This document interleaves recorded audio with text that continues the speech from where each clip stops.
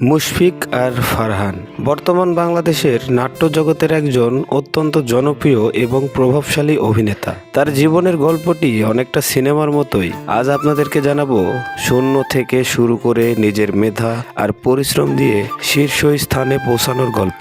তো চলুন আজকের ভিডিওটি শুরু করা যাক। মুশফিক আর ফারহান রাজশাহীতে জন্মগ্রহণ করেন এবং সেখানেই তার বেড়ে ওঠা। ছোটবেলা থেকেই তার সৃজনশীল কাজের প্রতি ঝোঁক ছিল। তবে অভিনেতা হওয়ার আগে তিনি একজন দক্ষ রেডিও জকি অর্থাৎ আরজে হিসেবে নিজের কেরিয়ার শুরু করেন। ফারহানের জনপ্রিয়তার শুরু রেডিওর মাধ্যমে। রেডিও নেক্সটে আরজে হিসেবে তিনি ব্যাপক জনপ্রিয়তা পান। তার কথা বলার ধরন এবং ভরাট কণ্ঠস্বর তরুণ প্রজন্মের কাছে তাকে পরিচিত করে তোলে। পরবর্তীতে তিনি রেডিও থেকে টিভিতে পদার্পণ করেন। ফারহানের অভিনয়ের শুরুটা খুব একটা সহজ ছিল না। শুরুতে তিনি ছোটোখাটো চরিত্রে অভিনয় করতেন, তবে তিনি দ্রুতই বুঝতে পারেন যে গতানুগতিক অভিনয়ের বাইরে ভিন্ন কিছু করতে হবে। তার জীবনের টার্নিং পয়েন্ট ছিল এমন কিছু নাটক যেখানে তিনি তার শারীরিক পরিবর্তন এবং লুক নিয়ে পরীক্ষা নিরীক্ষা শুরু করেন।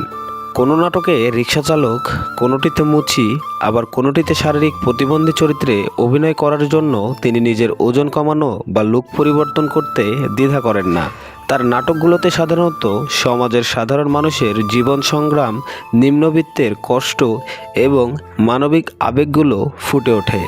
মুশফিক আর ফারহানের কেরিয়ারে এমন কিছু নাটক আছে যা তাকে অনন্য উচ্চতায় নিয়ে গেছে।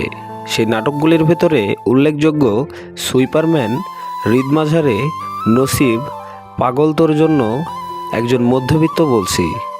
মুশফিক আর ফারহান বিশ্বাস করেন যে একজন অভিনেতার কাজ শুধু ক্যামেরার সামনেই দাঁড়ানো নয়, বরং সেই চরিত্রটি হয়ে ওঠা।